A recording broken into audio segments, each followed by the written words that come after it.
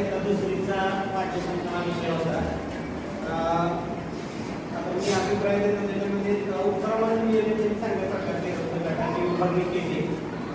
त्याच्यानंतर त्यांचे घटक होता वेगवेगळ्या क्षमता त्या क्षमता पण ज्या त्यांना आपली क्षमता होत्या त्या विद्यार्थ्यांना विचारून माहिती देऊन त्यांनी त्याच्यात बघितले कोणत्या विद्यार्थ्याला काय काय करतात त्यांनी म्हणजे उत्तरामध्ये कृती केलं होतं.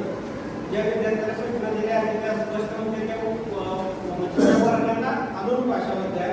त्याच्यानंतर त्यांनी गट कार्य जे केलं होतं ते गटात पाडून वेगवेगळं गट कार्य केलं.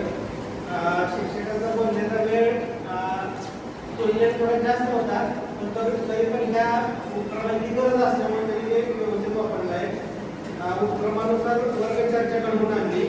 वर्ग व्यवस्थापन अत्यंत सुंदर होतं. एक मोठे शांत होता आणि सगळ्यांच्या घ्यायचा सहभाग घेतला आणि याच्यामध्ये काय म्हणजे उत्कृष्ट मुद्दे होते.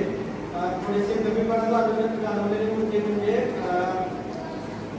ह्या ज्या क्षमता आहेत की ह्या विद्यार्थ्यांना ह्या क्षमता आपल्याला कोणत्या येतात आणि आपल्याला कोणत्या क्षमता येत नाही आणि आपण त्याच्याविषयी काय करायला म्हणजे थोडीशी जास्त झाली तर अजून मग त्या विद्यार्थ्याला कळालं असतं की हे आपण कसं करायचं आहे किंवा हे कशासाठी करायचं आहे.